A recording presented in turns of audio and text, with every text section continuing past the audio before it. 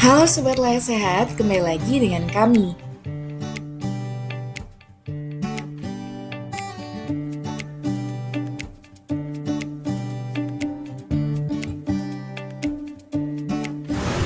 Pada kesempatan kali ini, kita akan membahas nutrisi apa saja sih yang diperlukan tubuh setiap harinya agar tidak kekurangan gizi.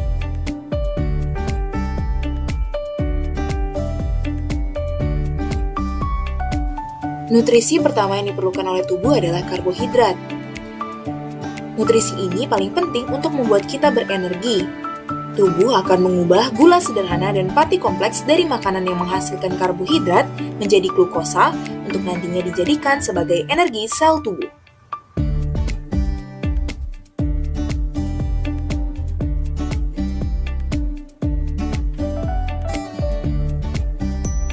Biasanya, seseorang yang tidak mengkonsumsi karbohidrat akan terlihat lemas dan juga kurang konsentrasi.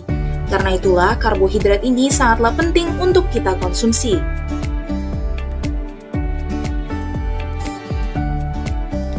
Apa saja sih makanan yang mengandung karbohidrat?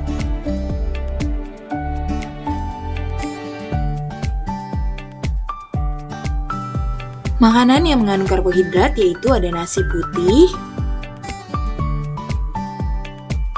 nasi merah, mie seperti mie rebus, umbi-umbian seperti kentang, singkong, dan juga ubi jalar, kemudian kacang-kacangan seperti kacang merah, kacang kedelai, kacang almond, dan juga kacang polong. Dan terakhir, ada juga loh buah-buahan yang mengandung karbohidrat seperti apel dan pisang.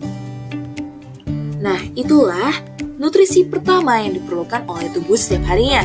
Sekarang kita akan membahas nutrisi yang kedua, yaitu protein. Protein merupakan salah satu nutrisi yang sangat diperlukan tubuh dan berperan besar dalam menyusun hampir semua bagian tubuh kita. Misalnya otot, tulang, jantung, paru-paru, otak, kulit, dan rambut. Selain daripada itu, protein juga berfungsi untuk memelihara dan mengganti jaringan tubuh yang telah rusak. Apa saja sih makanan yang mengandung protein? Makanan pertama yang mengandung protein yaitu telur. Seperti pada gambar yang tertera, di situ ada telur rebus yang tentunya kaya akan protein tinggi. Kemudian ada ikan yang tentunya sudah diolah. Pada gambar yang tertera itu ada ikan bakar. Wah, enak banget ya pastinya dan kaya akan protein juga. Selain ikan, ayam juga mengandung protein tinggi loh. Namun bagian dada ayamnya ya. Nah, berdasarkan gambar, dada ayam ini bisa kalian panggang, bakar, atau juga disir di atas pan yang panas. Tidak hanya daging ikan dan daging ayam loh yang mengandung protein, daging sapi juga mengandung protein. Misalnya, berdasarkan gambar bisa dibuat nih jadi steak dengan beberapa saus, atau juga dibikin rendang yang ciri khas banget akan Indonesia. Makanan terakhir yang mengandung protein yaitu udang. Berdasarkan gambar, kalian bisa bakar nih udang ini dengan diberi beberapa bumbu dan juga rempah khas Indonesia yang bikin rasanya semakin nikmat. Nutrisi ketiga yang diperlukan tubuh yaitu lemak. Lemak merupakan sumber energi kaya yang membantu penyerapan vitamin A, D, E, K, serta pembentukan hormon di dalam tubuh. Lemak dibagi menjadi dua jenis secara garis besar, yakni lemak baik yang baik dikonsumsi dan lemak jahat yang boleh dikonsumsi, namun jika dikonsumsi terus-menerus atau terlalu banyak akan membahayakan kesehatan tubuh kita.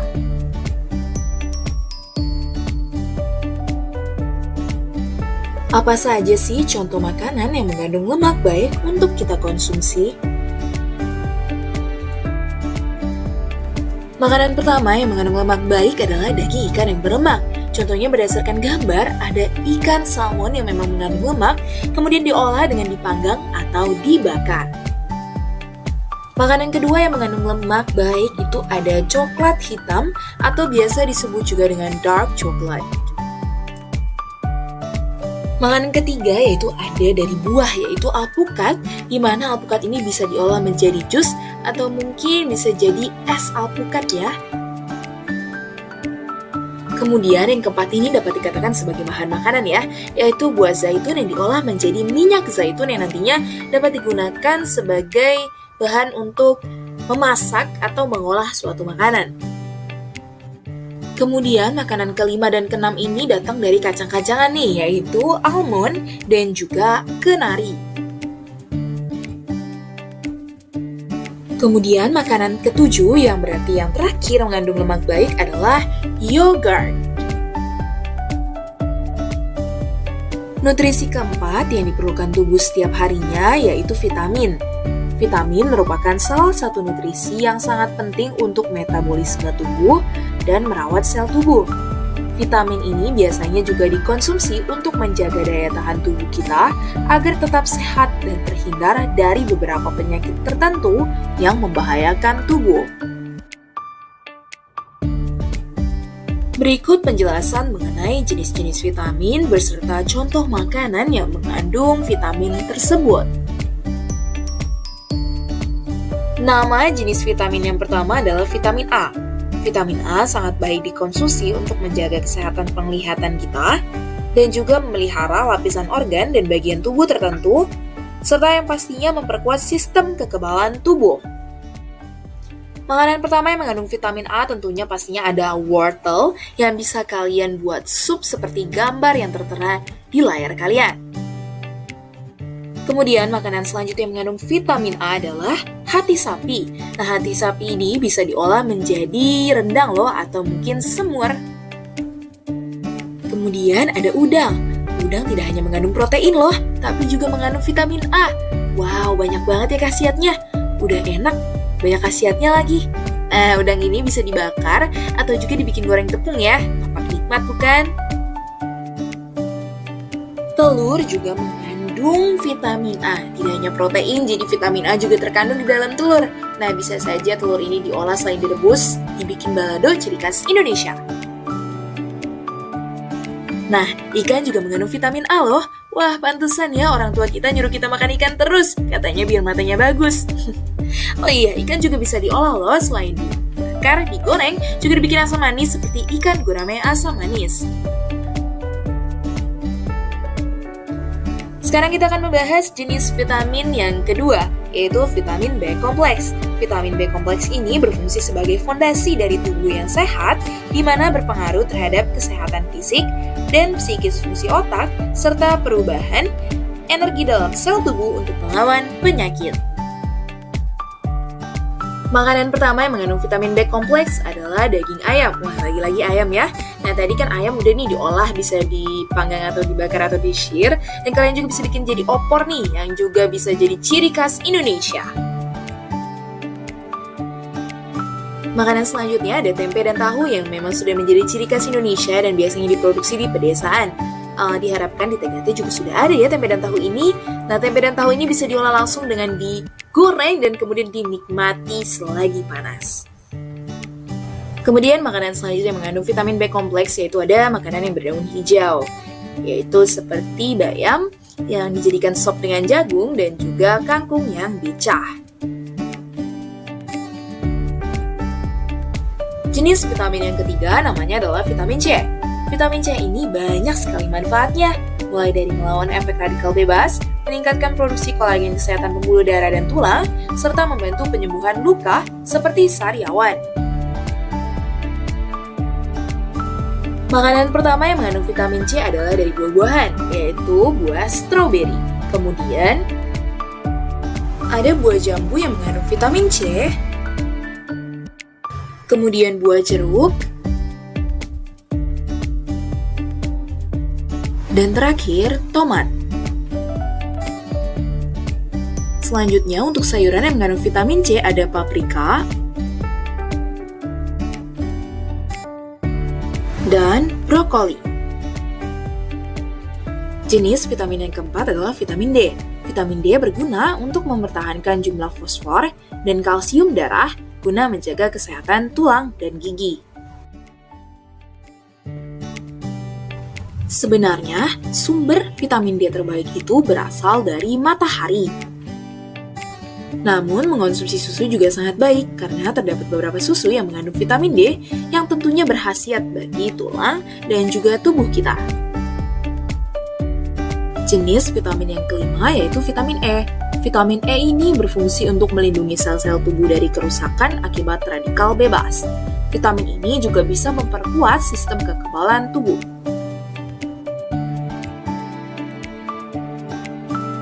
Makanan kaya akan vitamin E itu beragam, misalnya margarin,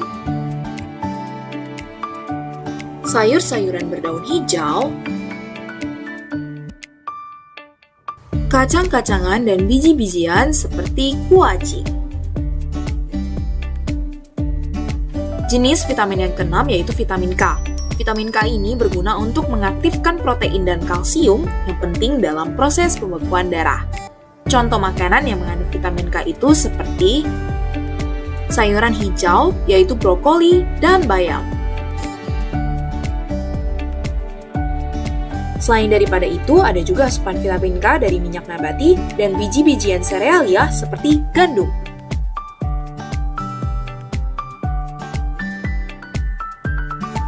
Nutrisi kelima yang dibutuhkan tubuh setiap harinya adalah mineral. Mineral merupakan nutrisi yang penting untuk pertumbuhan dan proses metabolisme dalam sel tubuh kita.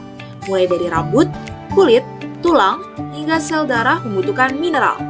Dalam kesehariannya, mineral juga berfungsi untuk meningkatkan fungsi saraf dan membantu mengubah makanan menjadi energi.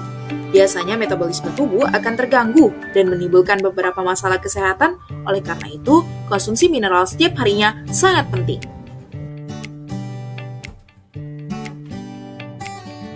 Apa saja sih makanan yang mengandung mineral? Makanan dikatakan mengandung mineral apabila ditambahkan dengan rempah-rempah seperti jahe dan kunyit. Selain daripada rempah-rempah seperti jahe dan kunyit yang mengandung mineral, buah bit juga mengandung mineral loh. Buah bit ini dapat diolah dengan dimakan langsung atau dibuat jus. Nutrisi keenam yang diperlukan tubuh adalah serat tumbuhan. Serat tumbuhan atau disebut juga dengan serat makanan adalah bagian dari makanan yang tidak dipecah oleh tubuh dan membantu untuk menjaga fungsi sistem pencernaan lebih baik, serta pastinya berguna untuk membantu penyerapan nutrisi di usus. Apa saja sih yang termasuk dalam serat tumbuhan?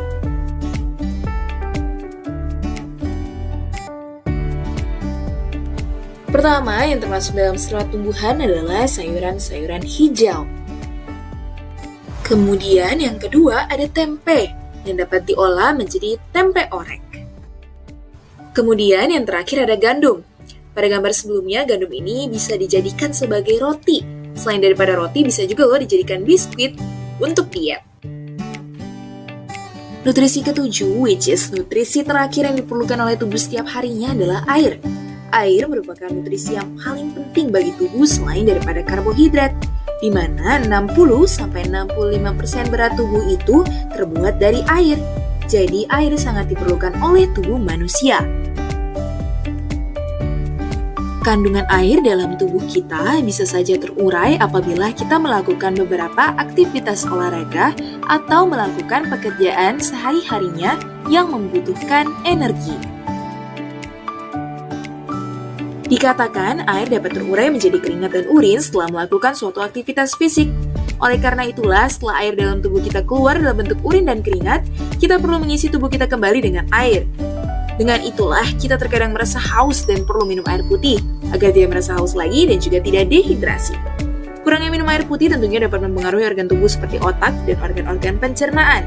Apabila organ-organ tersebut bermasalah, tentunya dapat menyebabkan beberapa penyakit yang berbahaya, termasuk malnutrisi atau kekurangan gizi. Jadi, ingat ya, jangan lupa minum air putih setiap harinya, sebanyak 8 gelas atau 2-3 liter per hari.